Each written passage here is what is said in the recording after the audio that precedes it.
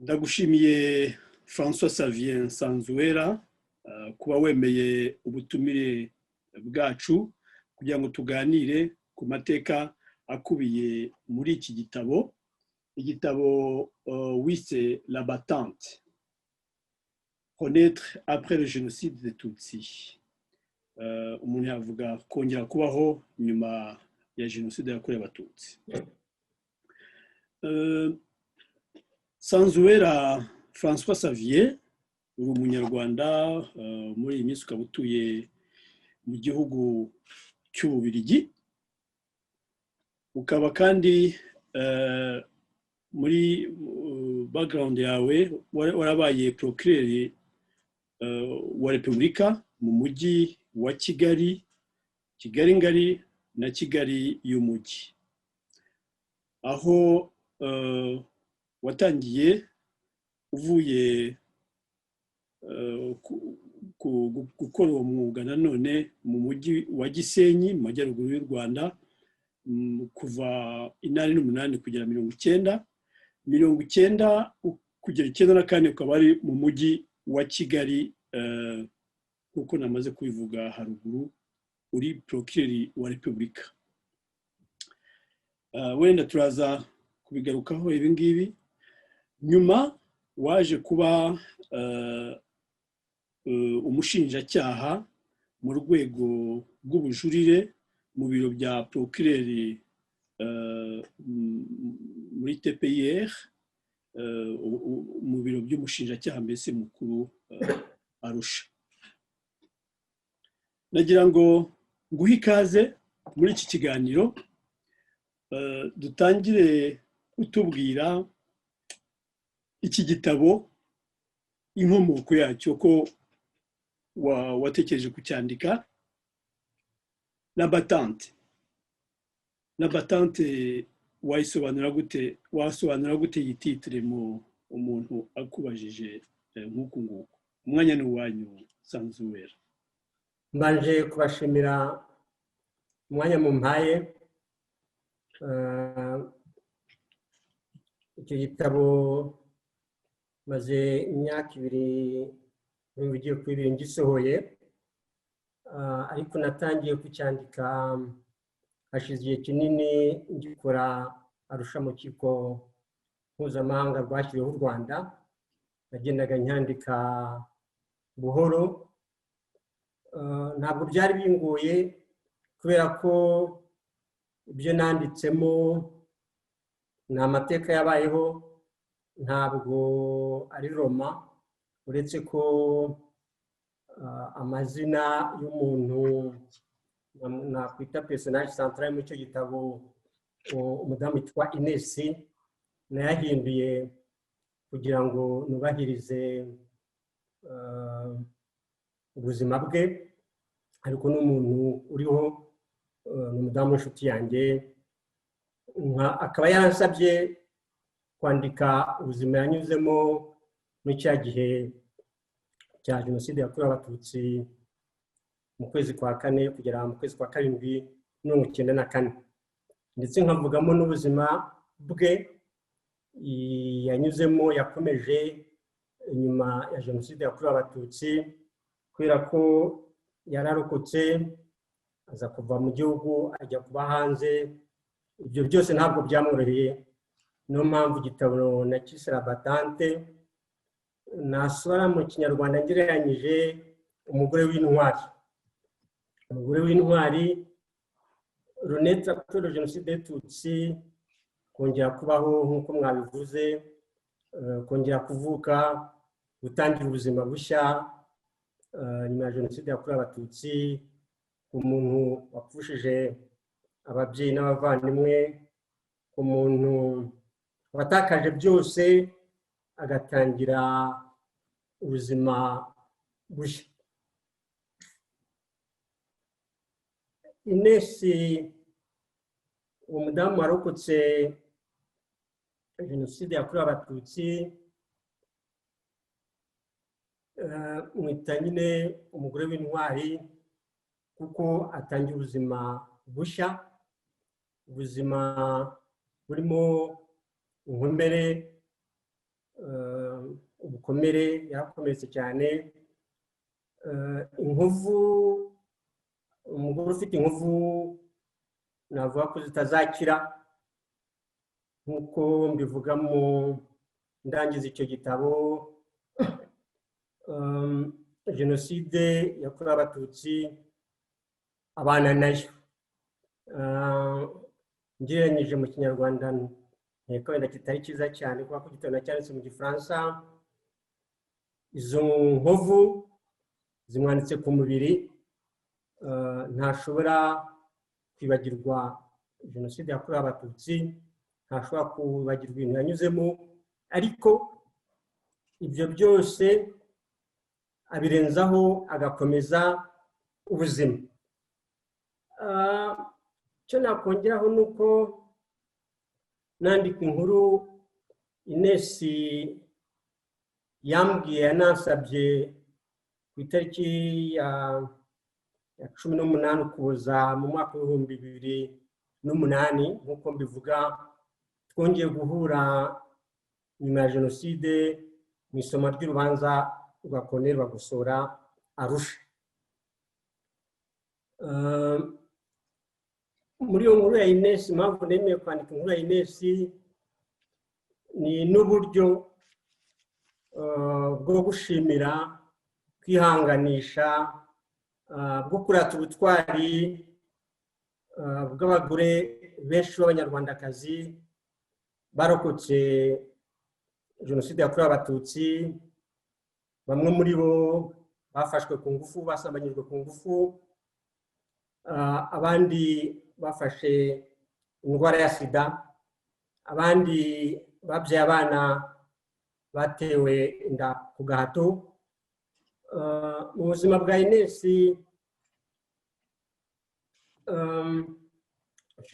shimangiza ubutwari bw'abo babyeyi banyuze muri ibyo bintu bikomeye, bakaba barimo gufasha abandi mu kubaka u Rwanda rushya, u Rwanda nk'uko abayobozi bakunze kuvuga rwashibutse mu muyonga wa Jenoside yakorewe Abatutsi.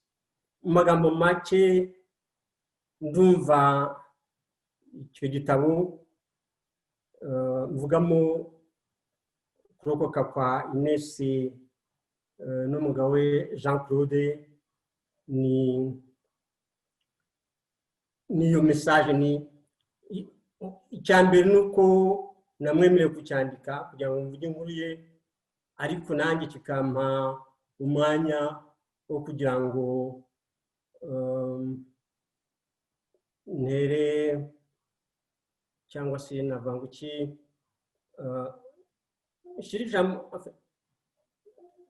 nongere ku by'abandi bakoze, bavuze, bashimira, banatera inkunga abo babyeyi barokotse Jenoside, bafite uruhare rukomeye mu kubaka igihugu. Ngibyo mu magambo make. Urakoze. Hari naho muri iki gitabo wanditse, ngira ngo ni we wivugaga hano, uvuga uti la battante voulait-elle que je trouve moi-même ma thérapie à travers sa propre histoire. Quelle que soit son motivation, je lui sais gré de m'avoir fait ce cadeau qui m'a permis de rendre hommage au mieux et à tous ceux que j'aime massacrés pendant le génocide de Tutsis en 1994. Merci à toi, chère battante. Ta vie est une victoire sur ton destin. Aho ngaho nibyo, kubera ko kuva Jenoside yarangira. Wabivuga mu Kinyarwanda wenda kugira ngo ibyo umaze gusoma uzumva Igifaransa abyumve neza kurushaho. Murakoze. Iyo nteruro musomye mu Gifaransa mvuga ko uriya umudamu warokotse, uriya mubyeyi warokotse Ines, ansaba kwandika ubuhamya bwe, ibihe bikomeye yanyuzemo. Nanjye byampaye umwanya wo kuvuga agahinda kanjye bwite, nari maranye imyaka narakigumaniye, wenda nakabwiye abantu bakeya b'inshuti zanjye, ntarigeze mbishyira ahagaragara. Ineza ambwira ububabare yanyuzemo yampaye imbaraga zo kuruhura nanjye umutima wanjye wo kuvuga uko jenoside yankozeho. Abanyarwanda benshi jenoside yakorewe abatutsi bayinyuzemo, ntawe utayikomerekeyemo. Hapfuye abatutsi barenga miliyoni, nta musozi n'umwe utarishwaho abantu. Abantu bose barababaye, ariko hari abagiye bashobora kubivuga mu ruhame, hari ababwiye inshuti zabo, hari n'abagiye babigumisha mu mutima wabo. Ndumva nandika inkuru ya Inesi, aribwo nanjye navuze ku banjye nko kuri sogokuru bishe afite imyaka 93. Sogokuru nakundaga cyane, wanyigisha ibintu byinshi, ari umusaza wari uzi amateka y'u Rwanda.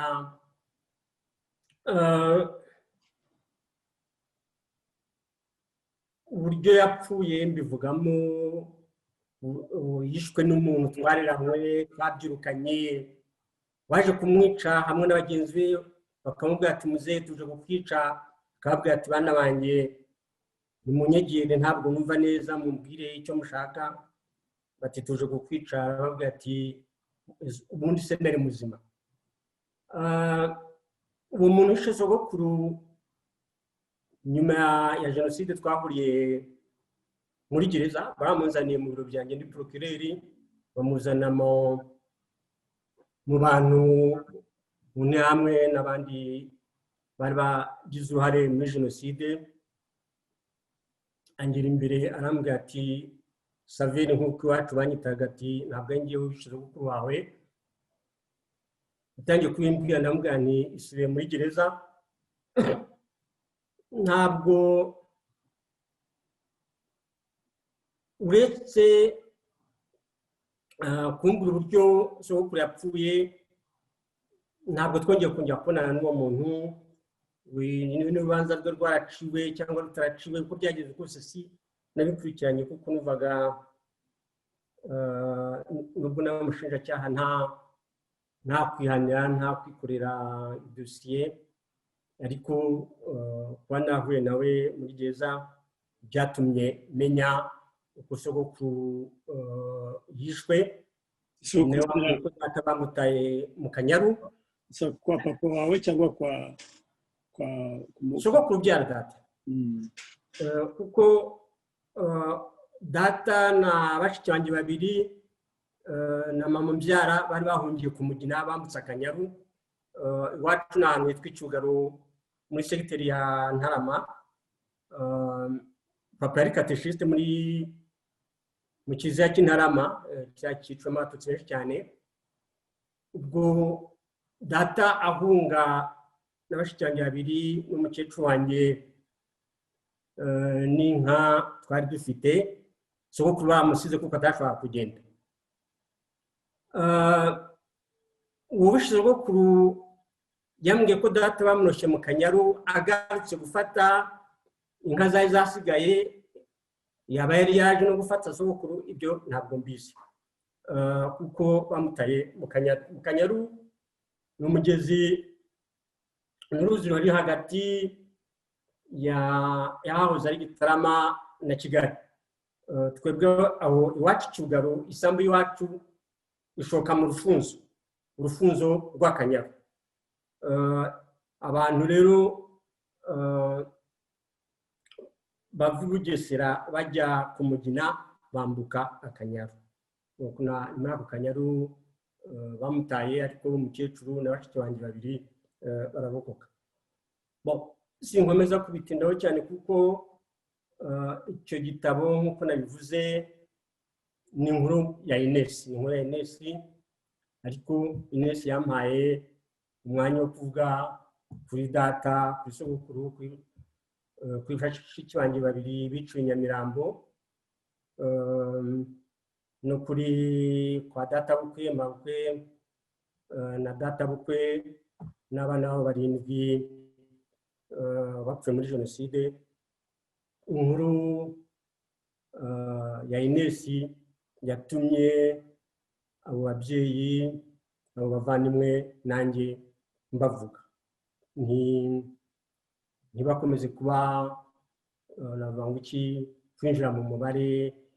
Ni nacyo wenda ubwo ndasimbutse bintu nkunda kugaya imanza za Arusha, uburyo zanditsemo ntabwo ziha umwanya uhagije amazina y'abantu bishwe. Bavuga ibyo bariya babaye kondane, barabicanyi bakoze ibihano n'ibiki, ariko usanga amazina yabo bishe atagaragara, nagaragara ukabona harimo Preno, Rangwida, umenye ni Rangwida wuhe, Rangwida wa hehe. Ibyo nikunda kumbaza ku giti cyanjye, kuko birabaza kubona havugwa cyane l'auteur, donc wakoze icyaha, abo yishe ntibavugwe cyangwa ngo bagaragaze. Imanza nyinshi rero za Arusha nazikozeho, ntawe ntera ibuye, ntabwo zikunze kugaragaza amazina ya victime. Ukabona urubanza rwaciwe neza, umuntu yahanwe n'ibiki, ariko abo yishe ntibagaragara. Narimo kwandika ku rubanza rwa Kayesu, hari nk'umugore witwa Alexia, umwarimu, baramwishe, bamwambika ubusa, bamusambanyiza kuri komine. Umugabo wigishaga muri universite.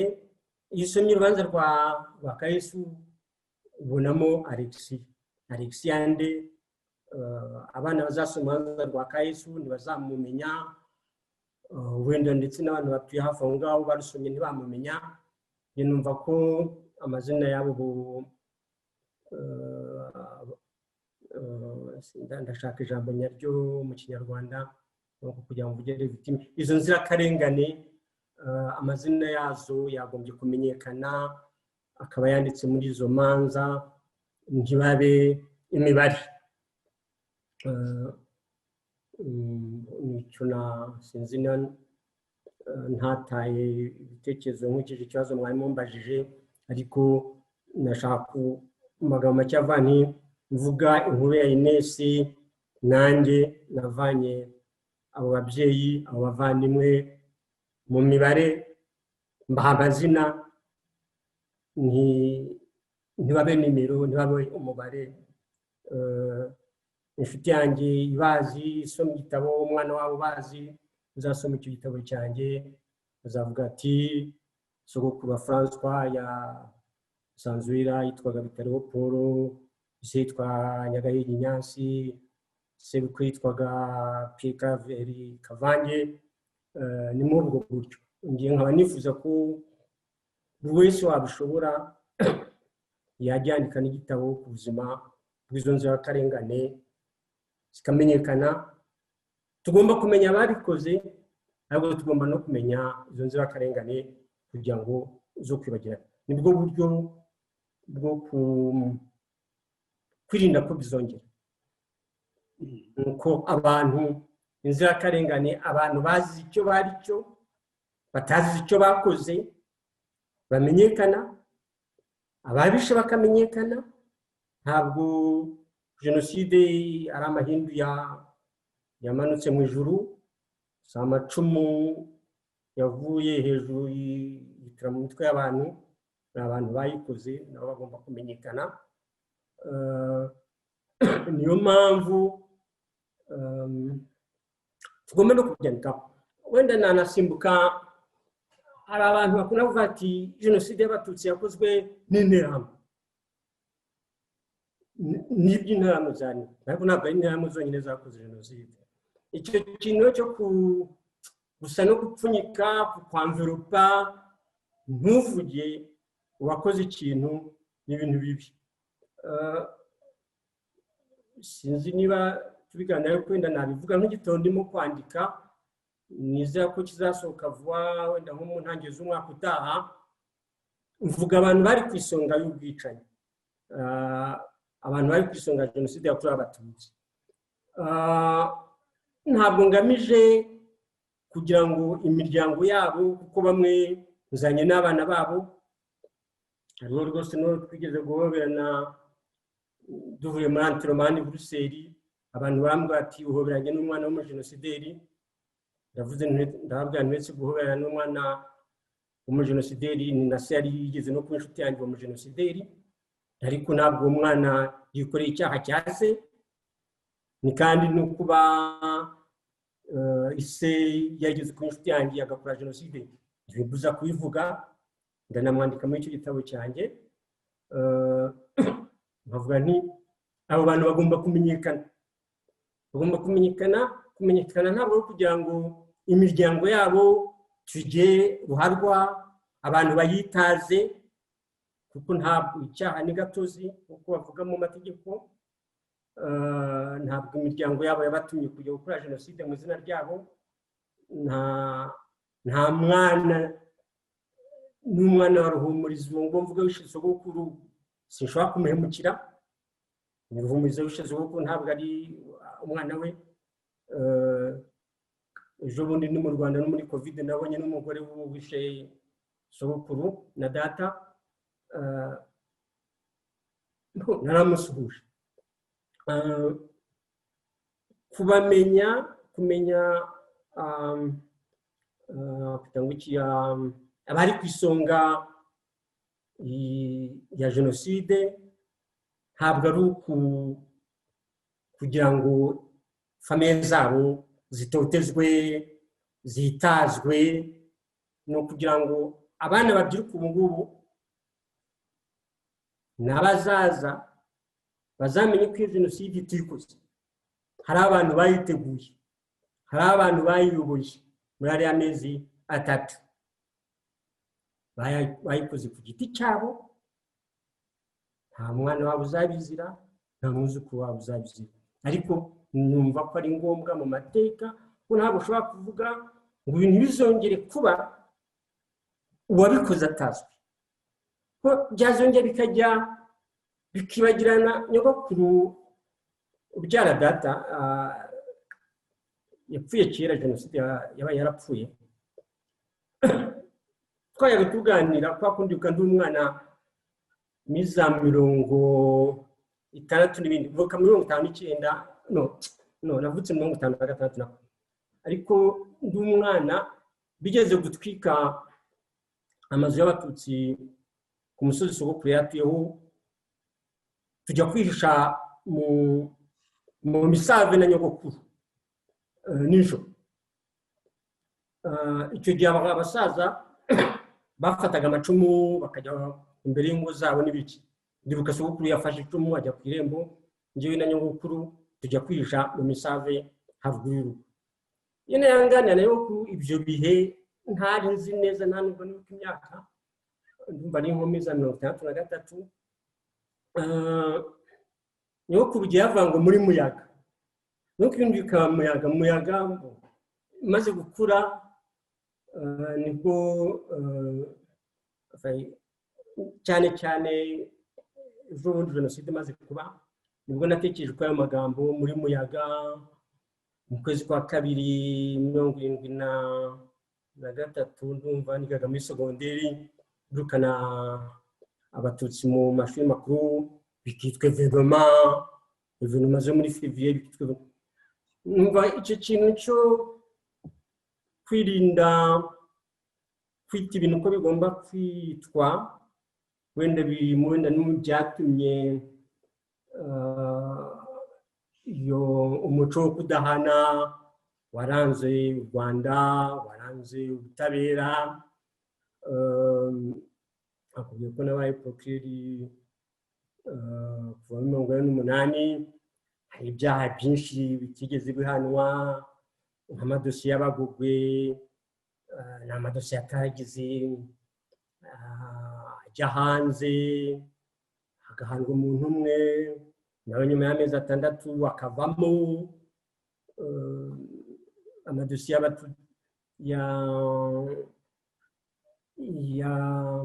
y'abahutu bishe abatutsi muri 1992 mu Bugesera iwacu, abantu 563 nashyize kuri mandadare, nyuma y'amezi 6 barafunguwe. Icyo gihe washyize kuri mandadare mu muhe mwaka? 1992 mu kwezi kwa 3. Icyo gihe Sederi yabahaye umwavoka witwa Nzabandura wakoraga no muri Minisiteri y'Ubutabera, aza kubaburanira bavuga ko nishe procedure ko za mandadare zagiye zirenga iminsi 7 kandi koko byari byo, ariko bikurikije ukuntu uburyo nabafashemo ntabwo nashobora kurespectiza za mandadare z'iminsi 7 n'ibiki. Ibyo ntibyajustifiyaga ko nyuma y'amezi 6 bafungura bakajya hanze, dosiye zikaryama mu rukiko ntajye n'umuburana. Ni nabo bagaruka muri 1994 hamwe n'abandi bahutu b'intagondwa. Donc iki kintu cya impunité nari mu kuvuga ko mu kukirwanya nacyo tugomba kujya twita inyito nyayo ibintu byabaye mu mateka y'igihugu cyacu. Nagira ngo donc gatoya kuri ayo mateka yo muri guhera muri 1988 uri procureur wa Repubulika muri leta yo kwa Habyarimana. Nkurikije amateka watubwiye y'umuryango wawe mu Bugesera, abantu bose bazi Ubugesera uko bwari, impamvu bwabayeho, bazi amateka yaho. Watubwiye uko umuryango wanyu wishwe, yaba so y'abasogokuru bawe n'ababishe urabazi ni uko byagenze. Waje kuba procureur wa Repubulika, umwanya ukomeye cyane mu gihugu, ugakorera ku Gisenyi, ukahava ugakorera muri Kigali mu murwa mukuru ufatanyije na Kigali ngari. Mu mwanya wawugezeho ute Sanzwe? Iki kibazo ni cyiza cyane, nta nubwo uri uwa mbere ukimbajije, nta nubwo ntinya kugisubiza ko hari n'umuntu rwose ukomeye w'umusirikare yigeze kumubwira ngo wenda tuba tugiye kugeza kumubwira ati ntukajye wibagirwa ko baye procureur wa Habyarimana ni nyuma ya jenoside. Namubwiye ntabwo nawe procureur wa Habyarimana kuko ntaravuka we nabaye procureur w'igihugu.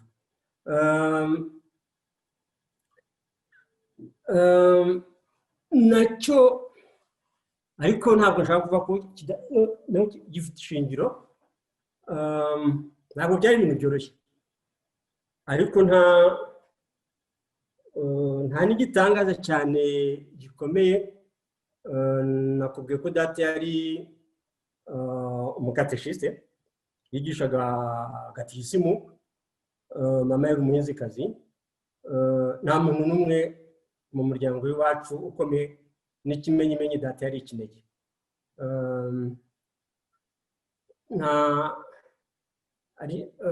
Ikindi narangije humanité zanjye pédagogique muri 1978, nagiye kwiga muri université muri 1982 iruhande. Mva nyuma y'imyaka 4 ubundi nari umwarimu, nabaye umwarimu icyugari wacu imyaka 2 mba na IPG ibyumba 81. Nagiye kwiga droit 82 maze umwaka ndi IPG ibyumba. Hari umusaza Imana izamuha umugisha, sinzi niba yararokotse, nzi ko jenoside yabaye abi Cyangugu, witwa Kayihura, umusaza mwiza cyane. Ndi IPG yari substitute ibyumba. Icyo gihe ministre w'ubutabera yo mwitwa Nkurunziza Karori. Nkurunziza Karori muri weekend yakunda kuza iwabo iwe hafi ya prefecture ya Byumba.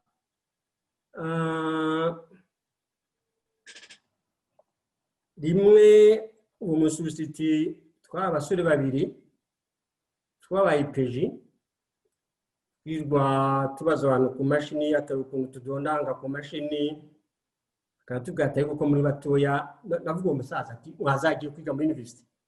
Namugana ngiye maze imyaka 3 n'akaburuse nyibura,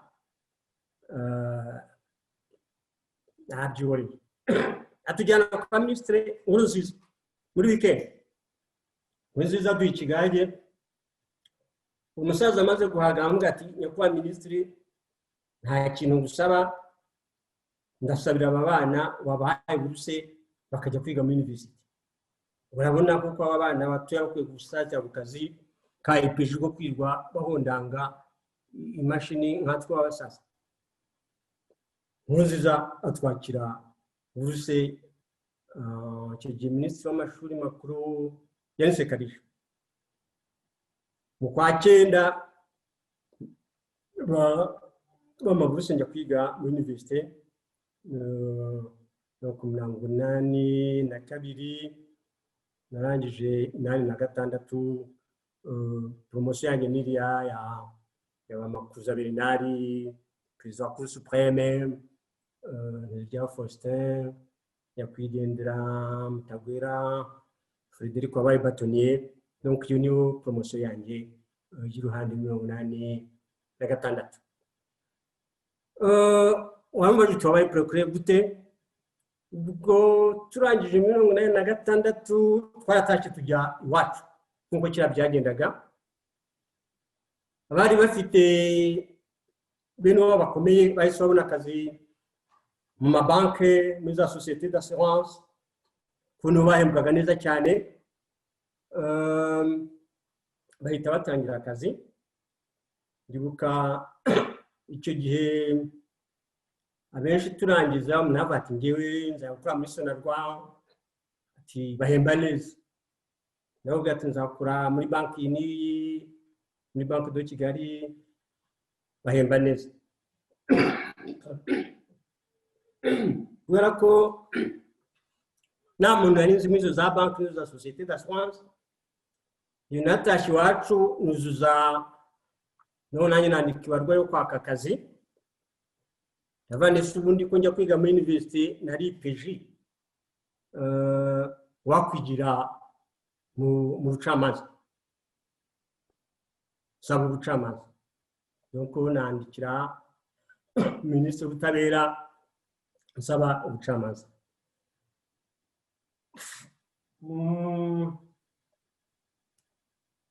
Muri 87 ndakeka, ndakeka mu kwezi kwa 2 numva baramamagaye kuri Radio Rwanda bangira vice president w'urukiko rwa mbere rw'Iremezo rw'Icyangugu. Icyo nakongeraho kubatumva nuko icyo gihe nta bantu bize amategeko benshi bari mu butabera. Kugira ngo urugero, ndi procureur ku Gisenyi, twari abaprocureur 2 bize amategeko ku baprocureur 10. Na procureur general wanekaga mba ku Gisenyi wari mu Ruhengeri witwa Kayibanda, yari yarize ko polisi. ntabwo yari yarize. Ngarutse n'inyuma nanone ubwo bangira visi perezida w'urukiko rwa mbere rw'Remezo Cyangugu, perezida wanegekaga yari yarize umwaka umwe muri universite, baramwirukana. Nta nubwo ari no muri droit yari yarize, sinzi faculty yari yarizemo. Procureur ku Cyangugu wavaga daye muri prefecture imwe na perezida bari abanyagikongoro bombi, nawe yari yarize umwaka umwe muri universite, nabo ntabwo bari abajuriste. Nanahababariye cyane kubera ko icyo gihe hari umuprefet witwaga Kagimbangabo waziraga abantu bize, agakunda kumamagara mu biro bye ngo muri animation simbyina, ngo sinjya mu muganda, ngo gihe cy'umuganda ngo nkora ku buryo ngo mba mfite amadosiye nagiye gukora nkabura animation kuko ubwo nakunda kubura kuko ntabwo nzi kubyina, nubwo sogokuru yari afite intore ntabwo ibintu byo kubyina nabikundaga. Ni ahantu nababariye cyane. Wumva uratekwa na perezida utarize, abacamanza bagenzi bawe ntabwo bize, procureur mukorana yize, abasusize nibize. Iyo nshaka kuvuga ndavuga kwiga amategeko, ntabwo ndimo gupinga amashuri bari bafite, nta mategeko bari barize, bari bafite za humanité gusa. N'urugero, urukiko rwari rufite imodoka ya double cabine, ntayo nagenderagamo, ku buryo niguriye ipikipiki muri Cyamunara nkajya nyigendaho. Umunsi umwe prefet arampamagara mu biro bye ati vice president, nyakubahwa prefet, ati ntuzongeye kugendera ku ipikipiki. Ese kubera iki? Ati vice president ni umuntu ukomeye cyane, ushobora kugendera ku ipikipiki. Ese ko nta modoka ngira zangendera kujya. Ati hari mu rukiko hari imodoka. Ese imodoka ko ari president wigendera mu ngene njya kunywa byeri kuri hoteli ya Shite zayagenda niki. Ubwo umwanya nawo mazemo umwaka muri 1998, Minisitiri w'Ubutabera Mugemana Jean Marie Vianney. Imana izakomeze mwakire, yitabye Imana. Mugemana yari umuntu mwiza cyane, aza kuntelefona yambwira ati ndashaka gupropoza kuba procureur i Gisenyi. Hamwe n'isara ahantu nzahashobora. Ati uzahashobora, akeneye umuntu witonda kuko abantu baho batoroshye. Ntabwo ndabisimbuka kuko no kujya wenda kure cyane cyangwa no ku byaragoranye cyane kugira ngo uwo mwanya ubona, ariko narahise ndabona ndumva procureur ku Gisenyi. Mpasanga prefet Nshunguyinka, nkaba nari yariganye n'umuhungu we bishe muri jenoside, Nshunguyinka Desire, akaba ari n'inshuti yanjye. Ndibuka rwose njya kumusuhuza,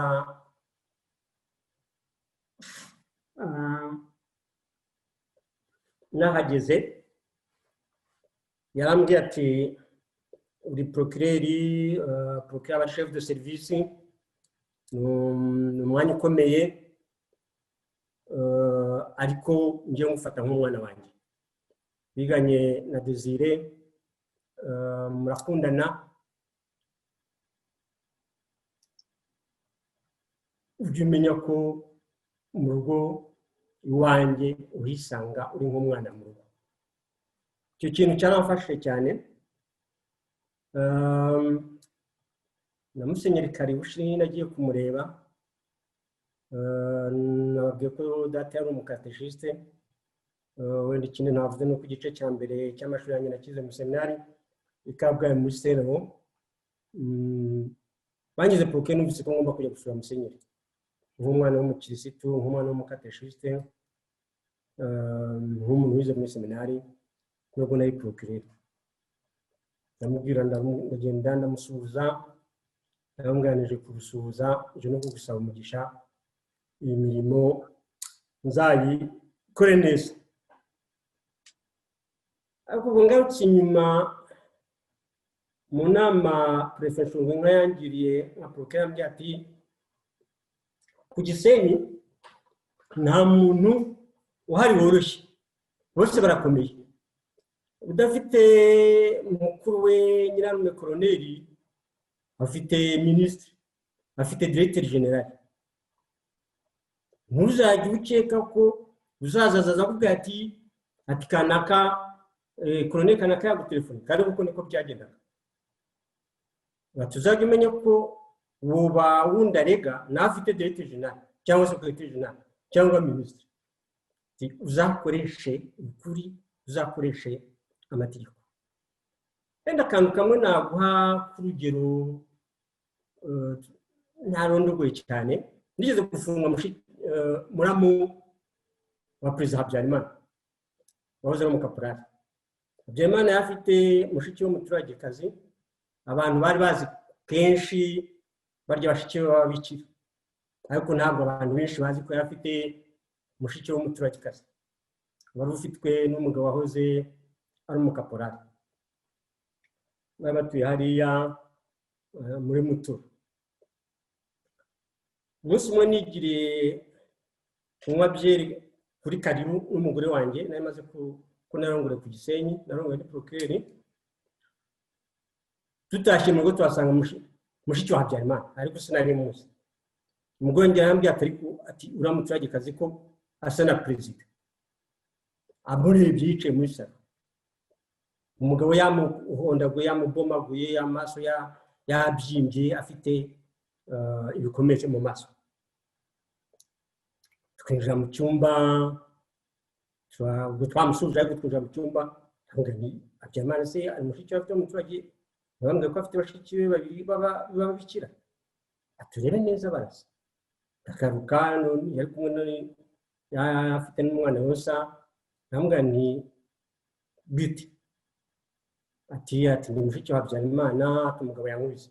Ndavuga nti Habyarimana perezida? Ati nisa ukubitiki. Ati yankubise, ati aracana n'inzugi z'inzu, ati aranamutuka,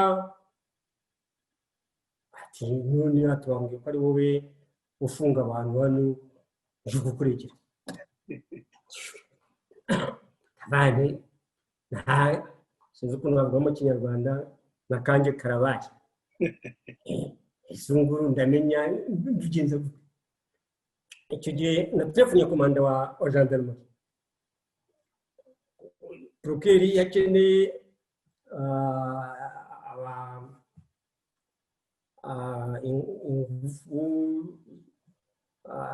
icyo gihe yari gendarmerie nk'uko n'ubundi bakoresha polisi. Namwe ni ndashaka abajandarume babiri bo kujya muri Mutura, mfite mushiki wa perezida hano umugabo yakubise. Komanda anyeza abajandarume, turagenda. Tugezeho kuko usanga umugabo yicaye imbere y'inzu arimo kuta izo nzugi za triplex yavanye ku nzu. Cyangwa n'umujyi yasize. Ndamufata, bamandika amapingu, ndamuzana, nuzuza impapuro, mushyira muri gereza. Mu gitondo nk'uko prefect Ngwenga yabimbwiye, umusuprefect witwa Bikumbi w'Umushiru, mukuru wa Colonel Buregeya yari umwe muri ba kamarade du 5 juillet bamwe bafatanyije na Habyarimana gukora kuri Tava no Perezida Kayibanda. Arantelefona ambwa ngo ariko ushaka ngo abanyanduga ngo mugize gute ko yambwiye. Nubwo yambwiye ngo kugira avanga ariko ngo abanyanduga ngo sinzi uko muteye. Abese suprefect nagize ngo kanaka ko yakubise umugore ngo bituma umufunga ngo ikikubwira se ko Habyarimana yadakubita umugore ngo niki ntugaye ngiye ko Habyarimana sindagerayo kandi kubita umugore n'umwana baje kumukubita ntabwo ari uko sinamufungiye yuko yakubise umushiki wa Habyarimana namufungiye yuko yakubise umugore we ngo yongeye nkugira inama ngo amufungura kuko gukubita umugore ngo nta cyaha kirimo ngo n'abandi barabakubita kukereka n'ushaka kuzasubira iwanyu angani nakonese rubwo ageze kumbwira ko nzasubira iwacu bugesera n'amaguru nzajyayo ntabwo diplome yanjye ntabwo ahangaha hariho ingarukire perezida Habyarimana anyuze ku musekreteri Sagatwa yaranefone ambwira ati perezida ashaka ko muvugana hanyuma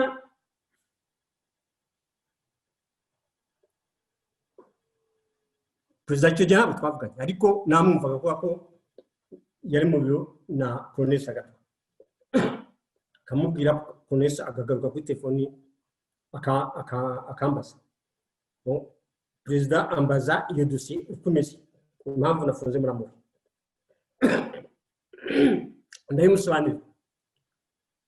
ndamusobanurira ndakamubwira ntabyumvaga habaye ikintu atumvise akongera akagaruka akambaza ndabisobanura no twamanye igihe kirenga nk'iminota 30 no Sagatwa arambwira ati perezida aravuze ngo umukore raporo yanditse wihere prefe azayimuzanye ati hanyuma idosiye uyikore uko byumva raporo nirwaho ndayandika ya prefe umunsi wakurikiyeho ndumva yagiye Kigali arayimushyira idosiye umusubiza nyayo wese akayitabutsa ndayikorera nyirangiza vuba cyane cyane nta kintu cyagikomeyemo nijyana ku rukiko naho n'ibyari byoroshye nubwo muri kera procureur n'urukiko nubwo mwaga mukora akazi gatandukanye wowe umushinjacyaha abandi ari abacamanza mwese mukora ministeri akenshi mwumvikana iyo mutumvikanye akenshi n'ibigenda nabi nka perezida w'urukiko y'umusaza mwiza cyane w'imfura witwa Bazihana ngo baba no muri retraite mu Rwanda twumvikana ariko urubanza vice perezida we w'umushiru bavuga nimwe n'undi wari vice gouverneur wa banki niwe wabaye perezida w'urwo rubanza mu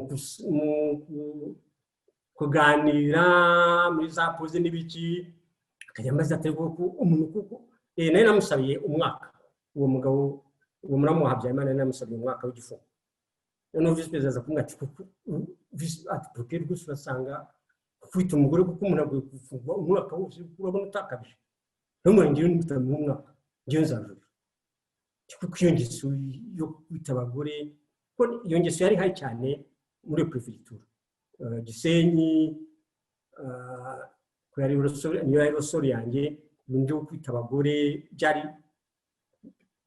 nanjye kuvuga ngo byari byese yari ingeso mbi cyane yari yihaye kandi nasubiye inyuma ndi na vice perezida w'urukiko hari ibyaha nangaga ibyaha byo gufata abakobwa ku ngufu ibyaha byo gukuramo inda n'ibyo byaha byo gukubita abagore byari ibyaha wenda kubera uburere bwanjye bwo kuba data yari umukateshiste no kuba nanyuze mu seminari ibyo byaha nabyaga cyane byaje kurangira gute rero kugira ngo baba bamukatiye umwaka wose yarawurangije umwaka muri gereza ubwo bambaje ngo impamvu nabaye nyine procureur aho ngaho. Mu kurangiza perezida Habyarimana se hari retour yigeze nta retour yabaye, nta n'icyo byantwaye. Bamaye imitation nyuma nafunze umucuruzi Zigira Nyirazo yari abereye pare w'umwana. Procureur general Murenge aza kunegeka kumufungura, ndamugana kugira ngo mufungure nuko umpa imitation ukareba indi parike njyanamo, namara kugenda mukamufungura kuko niba mufunguye naho tuti nzanye gifite muri préfecture ako kazi nakareka. Kandi kuko icyo gihe niko byagenze, icyo gihe bamamitation bamaze kwamvana uwo mucuzi aza gufungurwa. Nuvuga ko yari environnement y'akazi ntabwo byari byoroshye. Habagamo na chance no kugira abantu bakumva, cyangwa nawe nka Ministre Mugemana njyewe twumvikanaga cyane, uretse ko nyuma yaho yavuye muri ministre bamugira Ministre wa Interieur, donc haza undi. Ariko no kuba nakoranye na Prefet Nshungwinka ku Gisenyi byafashije cyane. Kari akazi gakomeye nibyo, ntabwo kari koroshye. Iyo mitation baguhaye wahise ujya muri Kigali nyine? Naho sengi Kigali kwa ko procureur wari Kigali donc navuze ko twari babiri biza amategeko, donc wa Kigali n'uwa Gisenyi. Donc wa Kigali yari Mugiraneza Prosper, niwe nasimbuye ku Gisenyi. None namusimbuye ku Gisenyi azi Kigali, turabajise ku ba procureur 10, hanyuma bamuha promotion kuba secrétaire général muri ministère y'ubutabera, ndongera ndamusimbura i Kigali. Voilà. Izi nasubije ibyo washaka kumenya mu by'ukuri ni amateka ajyanye n'ibyo turimo tuvuga, kuko iki gitabo La Battante uravuga amateka ya Inesi, kuri Bagosora n'abandi baciye Arusha bose, ukerekana naho bihurira n'amateka yawe. Kuri aya mateka yawe rero umuntu araza agasanga wabaye umuntu utoroshye muri abo ngabo baciye Arusha. Bose ndabazi. Ni abantu mwakoranye kuba urumva umuntu washoboraga kuvugana na presidence kubera amadosiye runaka. Niho ahangaha nashaka kwiba nabazaga wageze ahangaha ute n'amateka yawe yaho ukomoka nk'uko wari wabitubwiye. Urumva rero ko bifite ahantu bihurira. Igitabo ni ikintu kiba gikomeye. Burya igitabo hari izi page tubona, buri page haba harimo amakuru menshi cyane, haba harimo detail nyine nk'izi ngizi turimo tumenya. Tuvuga jenoside yakorewe Abatutsi, tukavuga ubuhamya nk'ubu bwa Ines burimo hano n'ubwawe. Ariko ikintu kiri cyiza cyane nuko muri izo detail tuvanamo n'aya mateka y'igihugu. Ni gake cyane dushobora kubona abantu nkawe bashobora kutubwira uko leta ya kera yakoraga nk'ibyo bintu byo mu majyaruguru. Umuntu yakubitaga umugore we akumva yuko ari ibintu biri normal, umugore yajya kurega akumva ko ahubwo umugore ari mu mafuti, umutegetsi runaka akumva yuko wowe mugenzi we uri mu kazi utagomba gufunga. Mwene wa bintu nk'ibyo ni amateka tugomba kumenya. Nanaguciye mu ijambo ibyo mvuga nka bariya bose banyuze mu rukiko rwa Arusha.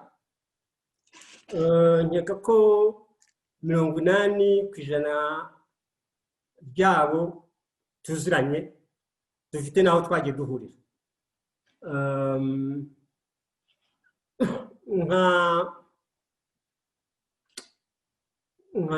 nka Nzirorera natanga urugero, yapfuye urubanza turarangira, ndumva bivuga mu gitabo cya kabiri ndimo kwandika, nka kangura biriya yangeze wanyanditseho kenshi daheri, nizo za eriteremu, nka kangura, nimero ya mbere ya kangura isohoka muri primori yasohowe na Colonel Nsengiyumva na Tora.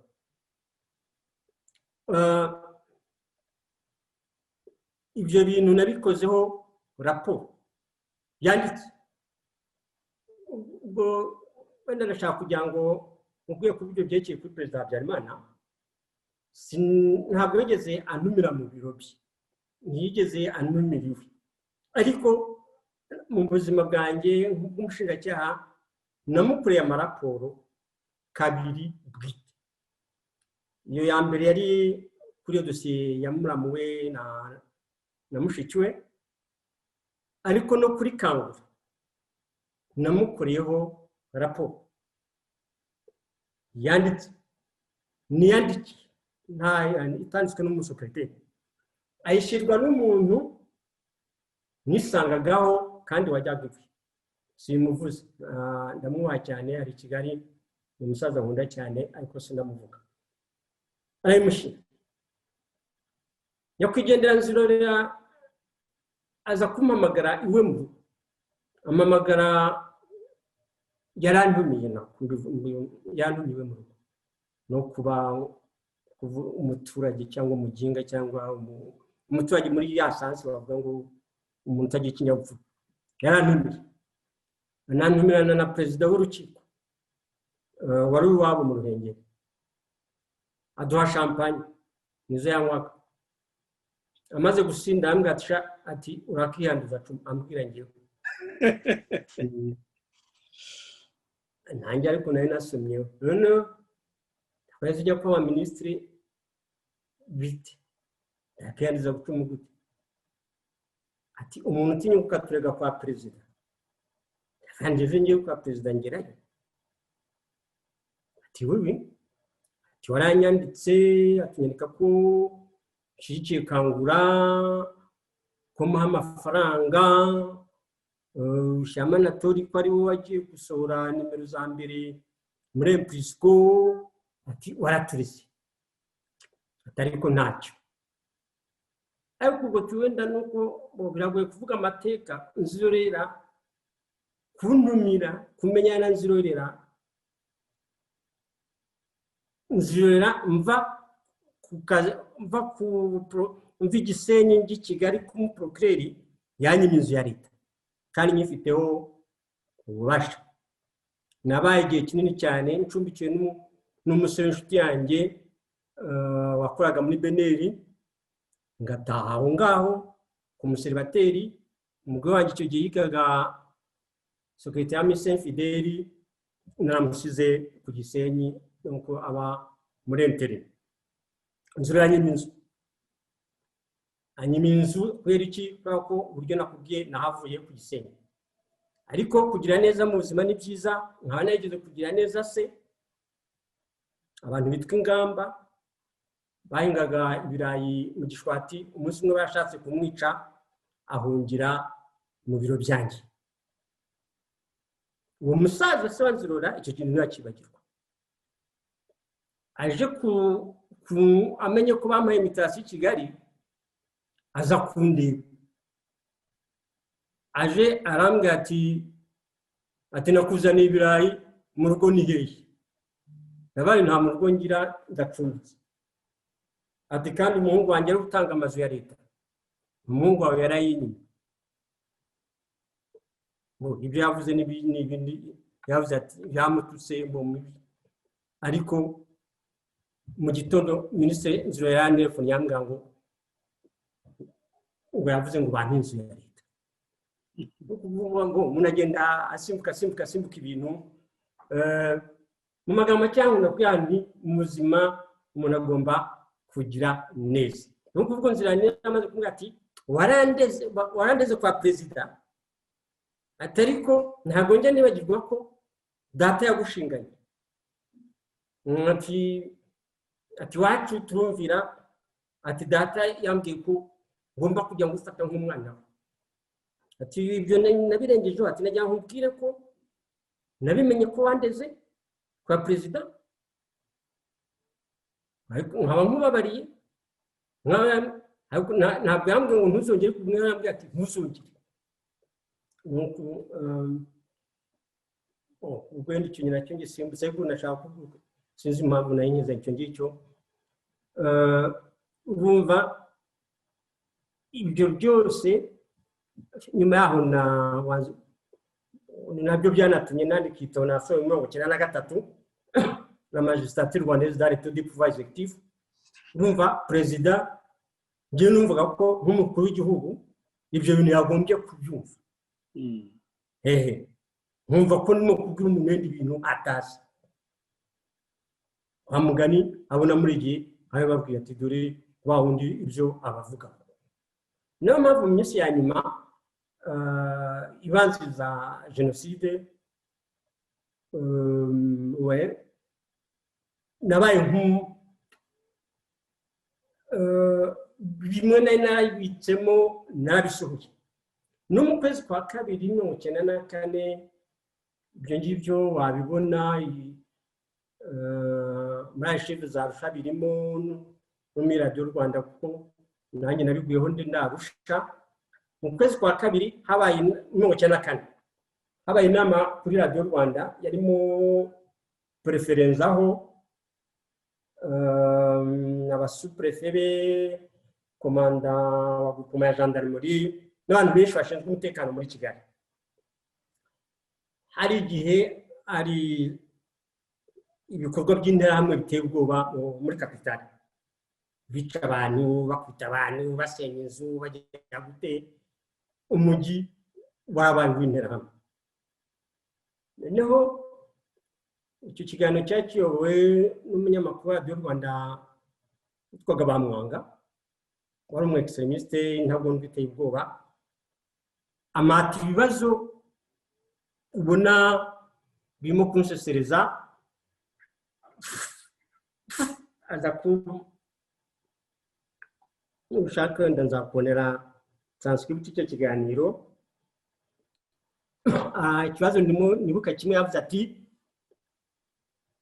ariko kuri parike yawe bavuga ko ubera ubwoko bumwe. Abandi ubwoko bavuga bavuga ko abatutsi utajya bakurikirana, babera utabafunga. Ndamubwira ngiye bazanye umuntu wakoze icyaha, ukekwaho ko yakoze icyaha, ntabwo ubwoko bwe buba bwanditse mu gahanga. Umuntu bamuzana, yaba gendarme muzanye, yaba ubushinjacyaha bwamuzanye, bamuriga ibi n'ibi ngende ibimenyetso, nta bwoko buba bwanditse mu gahanga bw'umuprevenu bw'umususu. Nubwo muri icyo kiganiro ubwo byarakomeje n'ibiki, noneho nza kuvuga nti ndumva ibyo turimo byose twabica, tudakwiye gukomeza kubica inyuma. Interahamwe zirayogoza uyu mujyi wa Kigali, zirakubita abantu kubera ko ubutegetsi buziri inyuma buzishyigikiye. Nta bintu ni gukomeza guterana amagambo ngo inzego n'izi, interahamwe zishyigikiwe n'ubutegetsi. Mu gitondo cy'icyo kiganiro narabyutse ngiye kujya ku kazi, nsanga muzehe wanjye datecaye muri salo, yavuye i Nyamata nuko Ikigaro, yafashe za minibisi zatwaraga abantu. Mu gitondo kare n'usambiri yari yageze mu rugo, ntabwo nese byigenze bite, umukecuru arwaye, habaye iki? Ati mwana, ati nari nkumvise kuri radio, urashaka iki? Urahangana n'abagenzi babo b'abategetsi, bavuze ngo abategetsi nibo bashyigikiye ibikorwa by'urugomo mu mujyi, wese n'uri umutegetsi, uzi aho dukomoka, uzi nta bintu wacu dukomeye, wabaye umutegetsi mu muryango, nta wundi barimo kuvuga ni bagenzi bawe, none mu guhangana nabo yambwira umubyeyi ngiye ntabwo bimeze nka ngiye namushyigikiye ubwicanyi sinshyigikiye urugomo biriya mvuga navuze ibikeye ariko hari izindi nama dukora hari abaza kumbwa ngo nifungura aho ngaba umuntu yasenya inzu yakubise umuntu mu gitondo ngizo za telefone ngize n'ibiki yarabantelefona na nka Matayo Ngirumatse wambere minisitiri w'ubutabera akenshi iyo hafatwaga nk'intambwe yakundaga kunefuna akamubwira ngo upuke ngo kucyibagirwa vuba ibyo nakuvuge ni abantu baba bakoreye neza hajya gute nka Matayo yigeze kunkiza 19 kangahe Procureur yitwaga Mukama ashaka kuma mitasi y'ibyumba muri zone y'intambara ngo banyice donc basirike bazanyice mu nama yo kuma mitation umudirectrice witwaga Randra Mukayiranga abwira Minisitiri Matati Mukama ashaka kuza Procureur ibyumba ati kugira ngo bazamwice ati kuko ati Mukama ateka Procureur w'ibyumba w'Ikibungo n'uw'Ikigali kugize atavangu François naje Ikibungo cyangwa tumujyana ahandi kujya mujyana ibyumba kandi amurega kwa musuzuguro icyo gihe Procureur General Mukama yandi yakomusuzuguro twapfaga iki twako yashikiye kangura za ngeze hasa yanasabira mitasiyo asaba mitasiyo he iwa ibyumba muri zone y'intambara uwo mudamu abwira Minisitiri Matati ajya ngo bazamwica ati niba musuzugura tumujyane mu yindi parike atazamutegeka kuko hariho parike general eshatu donc d'appel eshatu bashaka kunjyana Gisenyi Murengeri cyangwa ku Kibuye Kibungo n'ahandi bref ibyo byari bivuye ku kintu avuze na menshi twebwe tugaruka ku ibyo byamuze bya no kumuzambye ati rwose bihangana n'abagenzi bawe babategetsi ndavuga nti taha rwose ntabwo ndimo guhangana ariko ibyo mvuga ni ukuri bo sinzi nambi bivuga mu gitabo cyangwa simbizi ariko nk'uko tuganira akenshi nk'iyo nibutse nko musaza wanjye iyo nibutse ko ku itariki ya 8 z'ukwa 4 bamwishe Antonio mewe mu kwezi kwa kabiri yaje kuhavuganira iwanjye vuga ati mugajye uhangana n'abagenzi b'abategetsi icyo gihe umubyeyi wanjye ubwe ntashaka kumva ukuntu ashaka kubwira prefet renzaho colonel n'abandi bagenzi banjye mwebwe muri nyuma y'urugo kandi kuko byabimeze ngo nyuma yaho amezi abiri jenoside yaratangiye niyo mpamvu iyo abantu bandika abazungu b'abanyarwanda bakavuga ngo jenoside ntiyateguwe kiyo hari ahantu byinjya kuko indege ntabwo ari yazanye jenoside indege yabaye ibarutse yabaye rwitwazo niyo n'indege idahanuka iyo plan jenoside bari bayifite ababikoze uzabyerekana mu gitabo kindi nimo kwandika kandi no mu rubanza rwa gusa abacamanza bavuga bati uburyo abantu bishwe uburyo byihuse uburyo byari biteguye byerekana ko ubwo bwicanyi butatangiye gutya tudenku ko ari ikintu cyari giteguye mu gusoza mbere yuko dusoza nako iki kiganiro nagira ngo tugaruke ku bintu ubundi mu jenoside itangira abo ngabo bifuzaga kohereza za byumba ngo upfe ntago byagenze gute wayirokotse ute bongewe urumva hari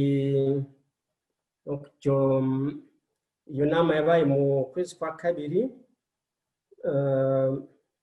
nsa naho navuga ngo nahanganye na prefet n'abandi bagenzi banjye bashinzwe umutekano Minuari yari yageze mu Rwanda. Minuari yari ifite police civile bitaga Civipol, yari ishinzwe gufasha gendarmerie na parquet mu gukora za nkete. Niba wibuka mu kwezi kwa kabiri nibwo hapfuye Minisitiri Gatabazi, nibwo hapfuye Bucyana wo Musederi,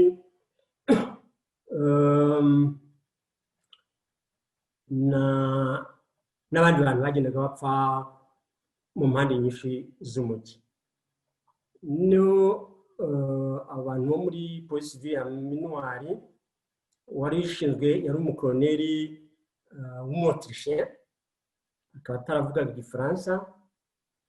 Umwungirije yari umumajoro w'Umubiligi, niyo kenshi twakundana gukorana inama. Mu rupfu rwa Gatabazi ntajyanye tuza kujya ku muntu wari ufite akabari kitwa Grace Vegas, kari ahantu bita ku muhanda wa Kwaruru, abazi Kigali, muri ahoze yitwa cya muri Rugenge, sinzi nayo kwa kitwa. Nza gushaka kumufunga, nakaba gendarme kwako uwo mugabo muri Las Vegas inamwe zakunda kwamwe iyo zakoze manifestation noza yakumwe no baziyakiraga. Sinashobora kugira ngi nyine na basirikare mfite, no kaba gendarme cyo gihe barabanyuma, nuko komanda gupoma arabanyuma unabahari naka ntuza abo muri polisi civile ya Minuari ngo bampa abasirikare, nuko abapolisi turajyana njya kumufata, ndamwinturuja mushyira muri gereza ya Kigali.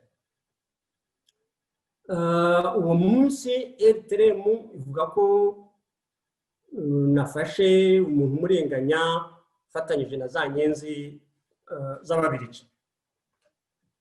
Hanyuma muri iyo minsi uwo mumajoro aza kumbwira ko bafite renseignements z'uko abasirikare bazanyica. Yambwira abari bo, ambwira ati ibyo byose uri mu bantu bashobora kuzicwa, ariko mu bantu Minuari iha abantu baziri bagindwa nturimo. Icyo gihe nige bumva Kavaruganda yari afite aba Minuari, ndavuga perezida wa Cour constitutionnelle,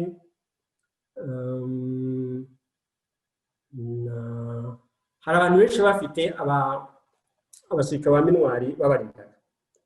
Yewe bampa Motorola ya Minuari, kuri iyo Motorola nayo ifite kanari navuganiragaho n'uwo mu majoro na bagenzi be.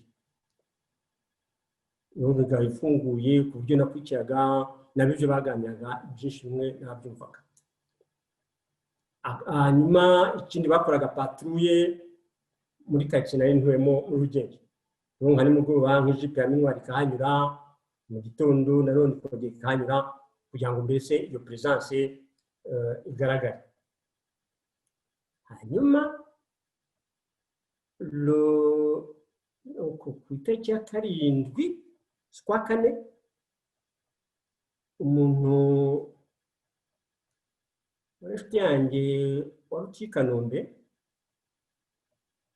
niwo mu Rwanda, wari mwene wa Colonel Sabimana, uyu washe dutamajo witabye Imana hamwe na Perezida Habyarimana mu ndege, arantelefone ambwira ati nize ko yantelefone, ambwira ati bumvise ko perezida yapfuye. Ntego ati barakwica rero nawe, ati barimo gukora amalisite y'abantu bica, ati niba bataragera iwawe bari mu ati niba tuvuganye n'ukuri bataragera iwawe bari mu nzira.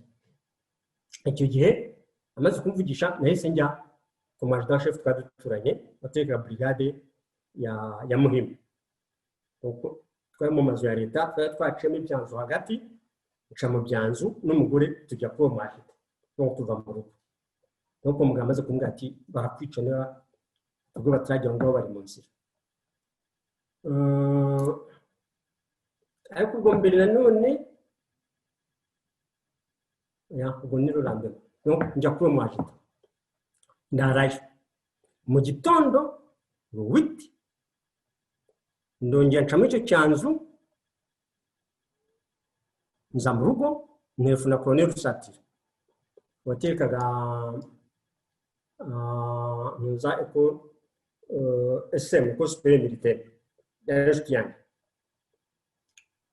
Ndamubwira ni hari umuntu wambwiye ko banica, ariko ubwo rusetumva namaze kumenya ko Kavaruganda bamwishe. Kavaruganda we namenye mbere, Shamukiga nawe bamushe tuvugana kuri telefone, yarantelefonnye ambwira ati barinjiye. Nubwo nelefonnye Rusatira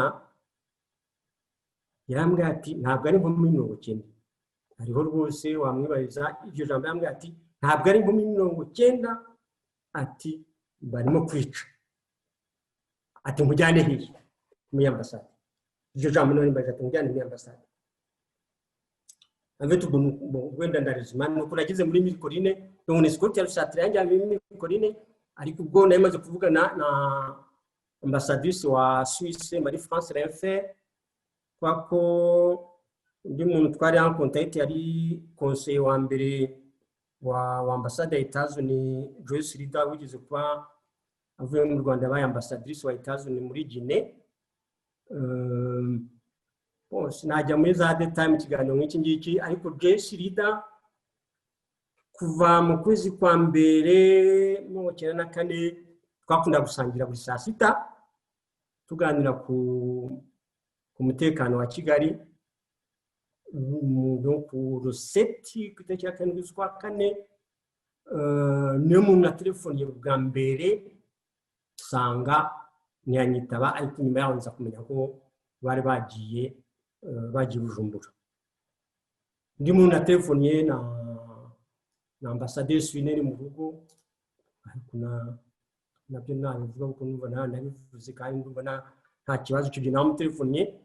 Nitabwa n'umugore we, umugore arambwira ati ntabwo wahungira iwacu, ati natwe turi expose, ati kandi na Procureur Nkubito ari iwacu. Procureur Nkubito nayo yari mu bantu interahamwe n'abo babagusura batakundaga, ariko Procureur Nkubito ajya guhungira kwa ambasade y'Ububiligi yarantelefone arambwira ati ndafashe shaho, ati we yaratiye mu Kiyovu kugira kwa ambasade Swinene byari byoroshye.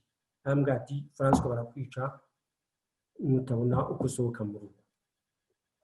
Nkumva bya ni birebe ntabwo naho tutari ko mu shamake ubwo Rusatira amaze kumutelefona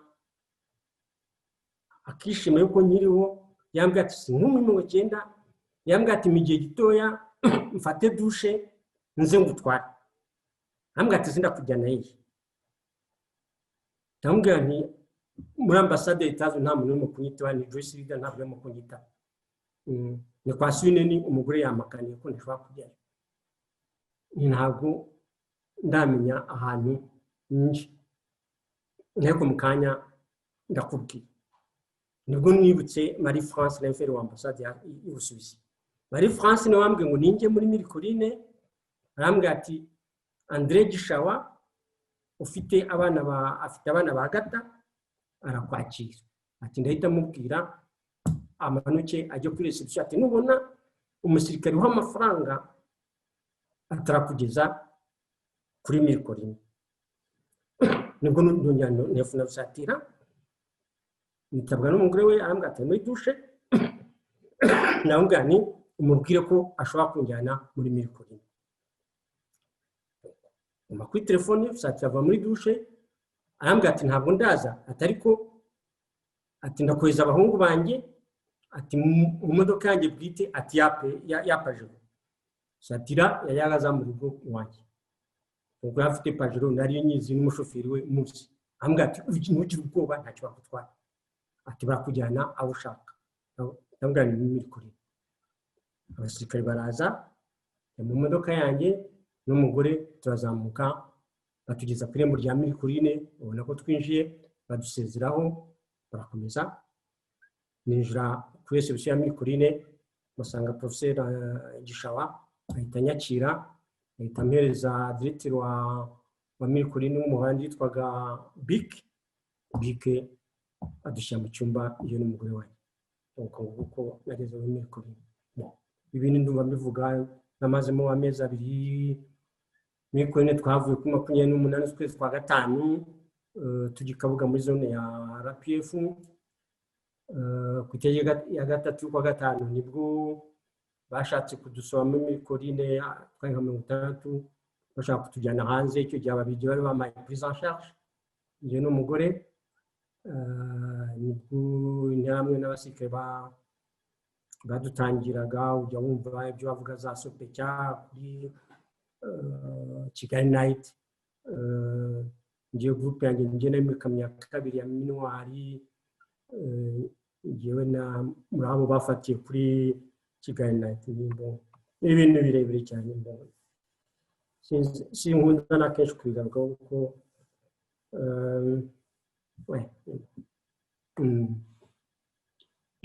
ni byiza kubigarukaho mu kiganiro nk'iki kugira ngo tumenye amateka ko ni ibintu ubwo haba harimo nk'uko nabivuze kare biri mu gitabo ariko hari ibisohoka nk'uko turimo tubiganiraho kandi benshi akamaro kugira ngo bamenye uko ibintu byagenze cyane yuko umuntu wari uri mu mwanya nk'uwari urimo uzi byinshi yewe unanabinyemereye twazakora n'igice cyacu cyihariye ku mateka ibintu byabaga mu gihe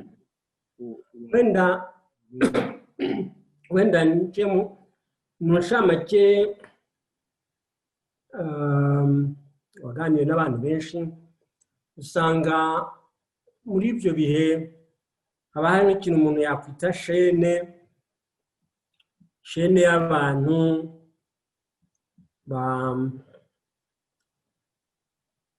batuma umuntu ibyo bintu byose yabirokotse bumva Marie France umubwira uti jya muri Mirikoline nta nubwo nzi ko muri Mirikoline abantu barimo kujyayo ati urasanga Gishawa rusatira unyereje abasirikare bakangeza muri Mirikoline muri Mirikoline dayi bo Gishawa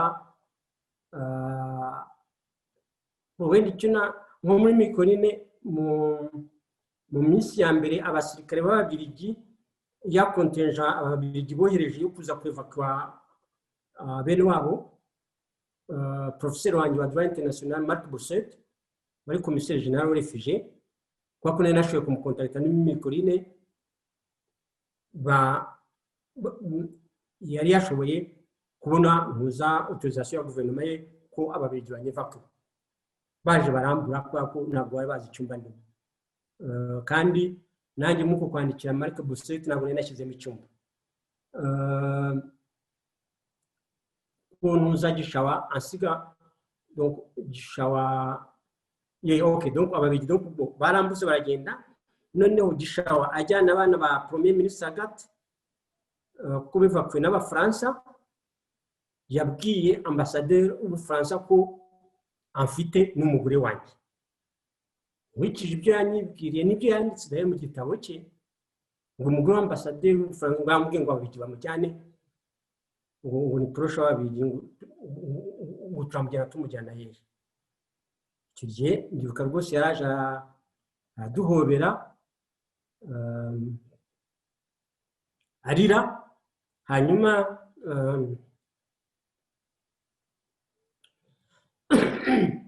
noneho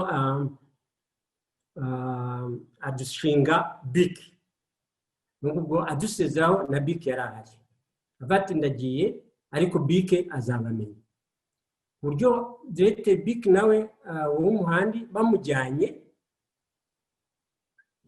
yazanye Captain Mbaye uriya musenegare wapfiriye mu Rwanda aramubwira ati mbaye ngushinze iyi couple gishoro yayinsigiye nawe ndabagusigiye uzabamenya no ku buryo mbaye yirirwaga hanze ni umuntu wirirwaga arokora abantu za Nyamirambo n'iki ahantu hose bamutabaza nimugoroba yazaga mu cyumba kureba uko duhari kugeza nyine tugiye ikabuga mbaye buri gihe azakureba uko tumeze mu cyumba. Sanzuwera, hari ahantu tutegura kino kiganiro wambwiye yuko bari abantu bafite abantu baciye Arusha bakahaburanira nyuma yo gutegura bagashyira mu bikorwa jenoside yakorewe Abatutsi bose ubona wabonye ukoze analize ko bahurira bari bafite lien bari bafite wabidusobanura muri makeya Sanzuwera. Ndimo kubabwira ko bari abantu bari ku isonga rya jenoside atari abantu bahuye uhazari ni abantu bamwe usanga bariganye ni abantu bamwe usanga barashingiranye ni abantu usanga bamwe barakoraga hamwe ni abantu usanga bamwe bakomoka mu turere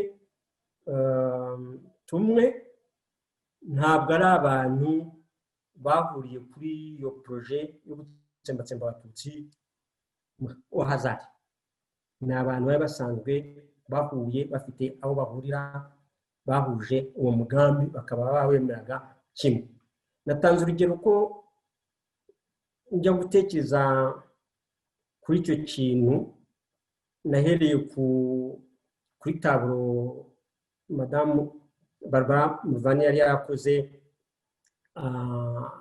ashaka kwerekana planification yerekana ukuntu bagusura yari hagati y'iyo plan ya jenoside interahamwe y'abasirikare izo za tendance power n'ibiki. Noneho nanjye ku giti cyanjye yavanitse nta mugani kuki kanaka kuko hari nk'abantu wenda si ngombwa ko mbavugamo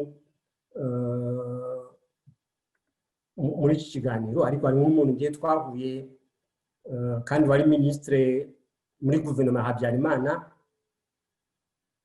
jenoside itangiye yanga gutaha yari hanze twahuye nawe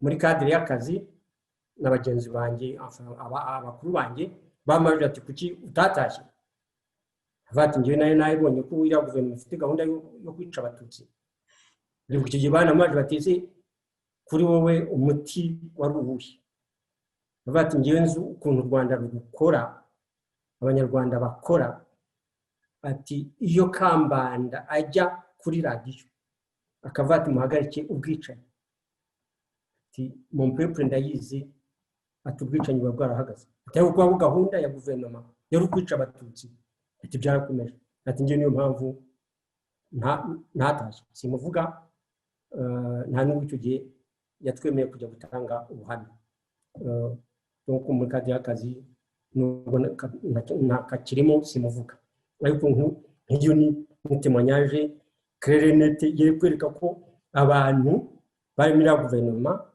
bari muri uwo mugambi banawemeraga. Aha narimo kuguha urugero nakubaga ni nk'umuntu witwa Kamuhanda wabaye minisitiri mu kwezi kwa gatanu muri jenoside hagati jenoside igeze kure cyane nta musozi itagezeho akemera kuba minisitiri. Irindi ninde Kamuhanda Jean Dodier kuko yari minisitiri w'enseignement supérieur kandi arimo kubabwira ko ngiye naturanye nawe ari directeur général sinamubaraga mu mafoto y'intagondwa namubonye Arusha kwako ndi muri Mirikorine na nyuma ya jenoside ibyo Kamuhanda yakuze ntabyo narinzi ariko ndarusha mubona aburana n'ibiki nza kubaza ni Kamuhanda ngenzi naturanye nawe yijanditse muri jenoside gute nza gukurikirana nsanga umugore we n'uwa gusa bafitanye isano. Ntabwo bagiye kumutora mu kwezi kwa gatanu bamugira minisitiri bamuvanye au hasard. Urundi rugero naguha nka Karera François wari préfet wa Kigali Ngari, wabaye sous-préfet wa Kigali Ngari, wabaye burugumesitiri wa Nyarugenge igihe kinini. Bumumbo ni parayeri, ababyeyi banjye bakomoka mu Bumbogo. Twimukiye mu Bugesera nko muri za 1964 n'umunani. No ugasanga Karera na Ngirumpatse bava mu karere kamwe, ariko ibyo ntibihagije gusa, ugasanga barashingiranye. Nka Karera umukobwa we yarongwe na Nove w'Amatiyo Ngirumpatse. Nove dayo twiganye mu universite, nawe wijanditse muri jenoside no muri Mikorine, namunye mwigisha yambaye simo akora muri Banki Mondiale. Nkuko umukozi wa Banki Mondiale kujya kwambara simo warangiza ukafata Kalashnikov ubanza ngo muri za Mozambique. Ugasanga nyine Karera yabanye na Ngirumpatse muri Kwado Kigali. Bose ugenda ubona bafite ahantu bahurira, bariganye, barakoranye. Abo Basemanza, usanga Basemanza ni umuntu wari wabyaye abana ba Habyarimana muri batisimu, Habyarimana yari yabyaye abana bo kwa Semanza muri batisimu. Bariya bose ntabwo bahurira gusa kuri jenoside, bafite ahandi bahuriraga kugira ngo mwerekeye ko iyo projet yo kwica Abatutsi ntabwo bayiguyemo bari hazari. Noneho ugasanga no mu bandi bene wabo cyangwa mu bandi bice b'inshuti zabo hari abatarabigiyemo, bo bapitaruye bakavuga ati ibintu tubijyamo. Nk'ubwo rugendo nayo nguhaye rw'umuntu ari minisitiri akavuga ati iyi guverinoma biragaragara neza ifite gahunda yo kwica Abatutsi, byose sinayijyamo. Icyo kintu rero birirwa babeshya cyangwa bashyigikiye ngo jenoside ngo ni spontane, ngo idege barayihamye ngo hanyuma ngo Abahutu b'intagondwa bafata imipanga bajya kwica Abatutsi baturanye. Abahutu b'intagondwa bari inyamaswa, bari mu mitwe yabo harimo ibivuzo, ntibatekerezaga. Abaturage abapiza b'Abahutu bishe abaturanyi babo b'Abatutsi kubera ko babatravaye mu mitwe, babiteguye hashize igihe kinini, baburugumesitiri, konseye bemeza umuturage w'Umuhutu ko Umututsi atari Umunyarwanda nkawe. Indege ihanutse bati ni Abatutsi bayishe. Ntabwo abapiza mu giturage bafashe imipanga ngo bajye kwica abaturanyi babo b'Abatutsi batayobowe n'abayobozi, abakonseye n'ababurugumesitiri. Mu mujyi ho byari byoroshye, structure z'intambwe zari zihari, intwaro zaratanzwe, antrenoma zaratanzwe. Nk'urubanza rwa Gusora bigaragaza cyane muri icyo gitabo ndimo kwandika Cerveau de Génocide, naho nzagerageza kubisobanura ariko ntabyo mpimba, ni biva muri za témoignage. Ega no mpuza ni 1994 mu mezi ya mbere, abantu benshi twari Kigali twarabibonaga, ariko kubera minwa ngiye nkunda kubivuga, twumvuga ko batazatinyuka gukora jenoside minwa ihari. Nabundi barabyigambaga nge nka Colonel Bahufite yabaye komanda Igisenyi ni Prokeri, kwize guhura mu kwezi kwa kabiri 1994 Kigali, arambwira ati wagize Imana 1990 igihe cy'ibyutso ntiwari ku Gisenyi mba nagufunze. Ntabwo neza bari kumfunga gutangiye wari procureur wowe uri komanda. Araseka cyane ngo ese wari ufite abasirikare. Noneho kako nanjye yaranjombye nabwo noneho mwitonde ubwo inkotanyi zageze i Kigali ni cheval de turahari ni mwemere ako do pezarusha hama umugabane ubutegetsi hanyuma igihugu kigira amahoro. Ati tuzazirundamo. Ati ya CND ati tuzazirundamo. Kwezi kwa kabiri. Kandi kuko Roseti baratangiye babombarda CND hari batayo ya FPR. Ibi mu kwezi kwa kabiri barabivugaga mu kwa gatatu barabivugaga ariko ukavuga uti batinyuka gute kwica abantu minwari irari. Nuko genocide yari ihari, Rupra yari ihari, bari bakeneye imbarutso yabaye indege ariko yashobora kuba n'ikindi kintu. Gusa wenda ngaho natandukiye ikibazo ariko batazanjyana mu nkiko ariko nta n'icyo gisubizaho ni Habyarimana ariko nabivuga nabyo ko nta n'icyo ntawe uzajya kundega kuko ntacyo mvuze nuko iswe iyo plan yarayize cyangwa ntiyarayize ariko ibyo ni ibindi kuko kuri njyewe le plan ya genocide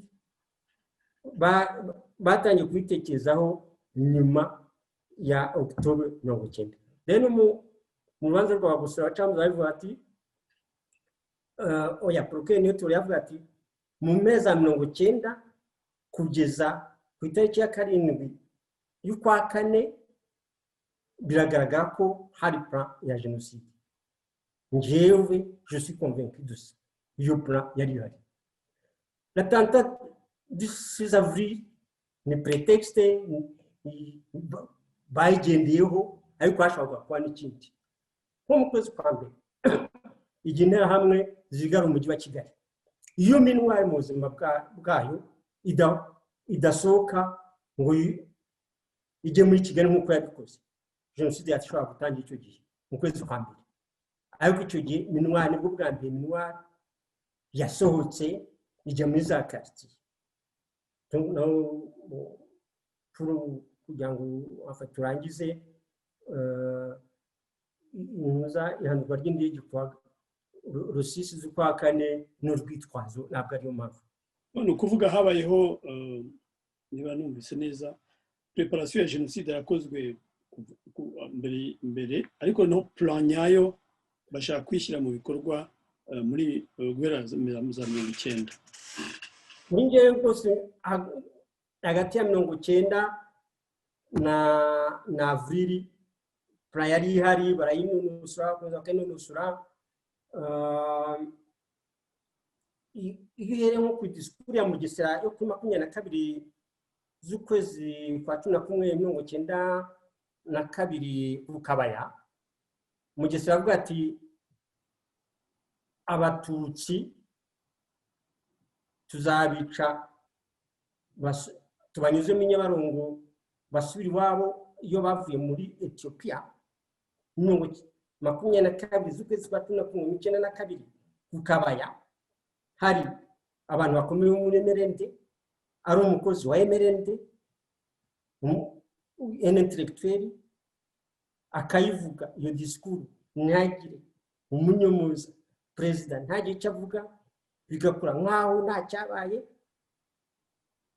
Le message cyo yari clair ko politique y'intagondwa zo muri Emerende yaganishaga itsembatsemba ry'abatutsi. François Xavier Nsanzuwera ndagushimiye ku bw'iki kiganiro.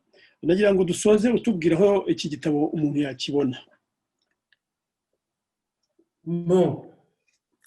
Ni ikibazo gikomeye kuko naherutse nyandika nongeye no gukurikira uretse 50 bwanjye nigure nkabijyana muri Librairie Caritas Kigali.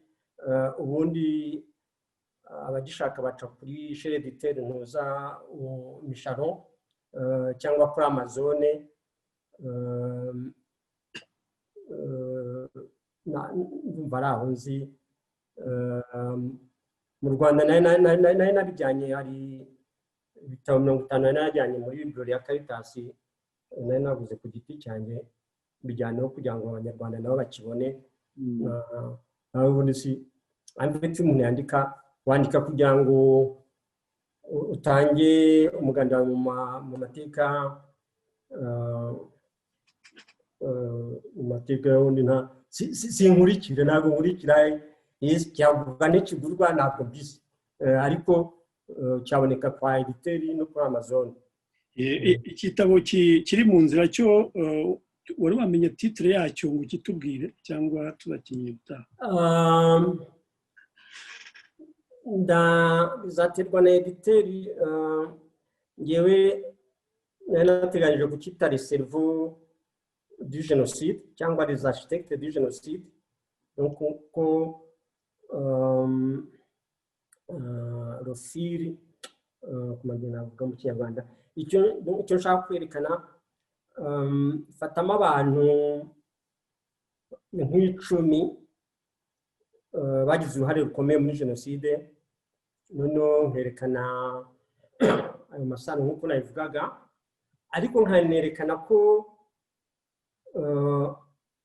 kuri kuva jenoside y'Abatutsi yatangira ku itariki ya 7 Mata, nkatanga ingezi uko ibintu byari ku murongo, byari byoroshye ku buryo jenoside ikorwa mu gihugu hose mu buryo bwihuse bidakeneye amabwiriza menshi.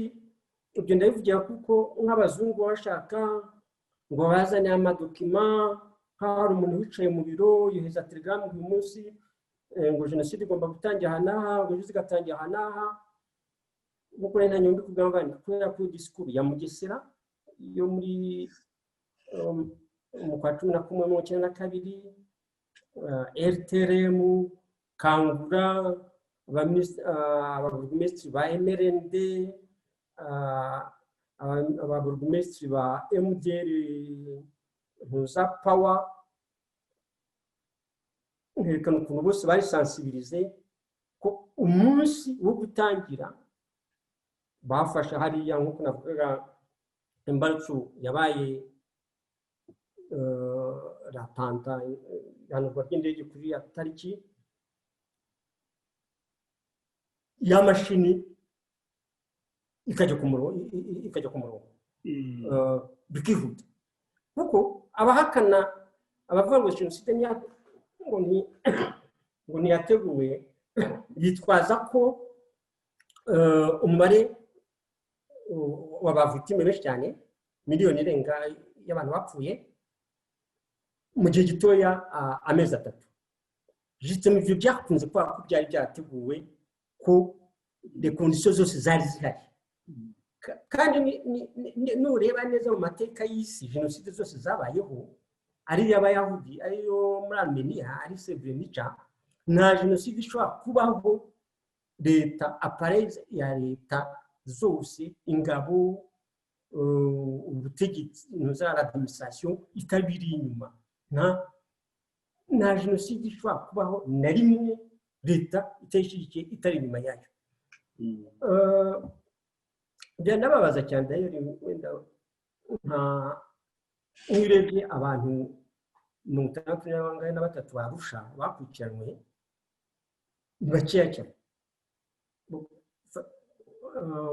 Mu cyo gitabo ndavuga nka Bizimungu, uriya wari chef d'état major w'ingabo,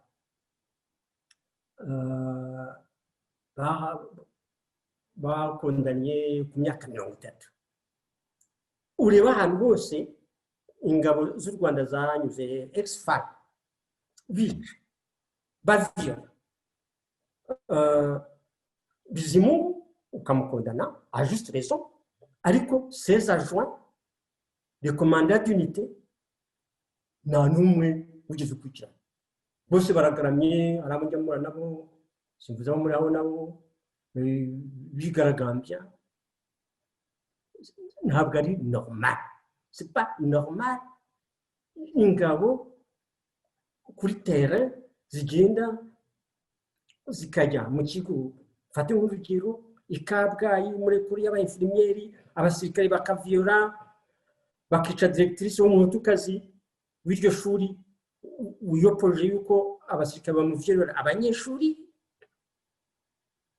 ariko recommanda des unités ntakurikira ntugasanga we bamwe bundi urabazi wenda nawe ujya nabo nuko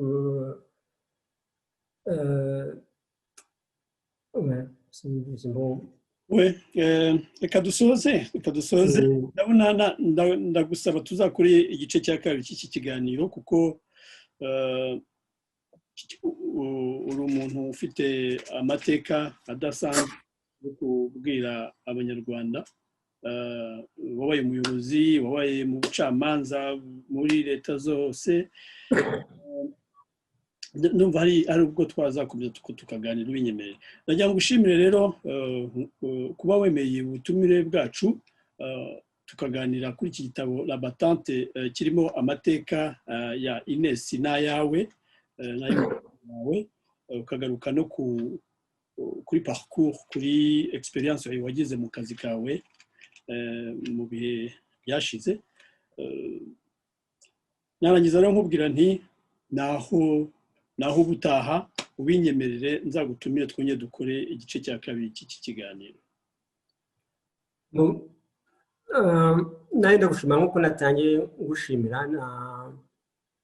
Imana nidutuze ubuzima aho uzanshakira tuzaganira ntabwo ari ibintu byoroshye abanyarwanda dufite umuco wo kuvuga ngo umunyarwanda akunda baca umugani ngo ufite ngo umutwe mutoya ngo aburinda imijugujugu ariko ngewe usanga ibyo bintu byo kwanga kuvuga ukavuga ngo utiteranya ntabwo uzi nishobora kwibeshya muri ayo mateka ariko iyo nibeshye naka imbabazi hari naho ntigeze kwandika nti twese tugiye twisuzuma twajya dusanga hari nk'ibintu byabaye tukabibona ntitugire icyo tubikoraho ntitubivuge cyangwa se tukabivuga torotari umuntu akisuzuma akicisha bugufiya akavuga ati hariya naribeshye hariya ndahabuze ubutwari mba nagenje gutya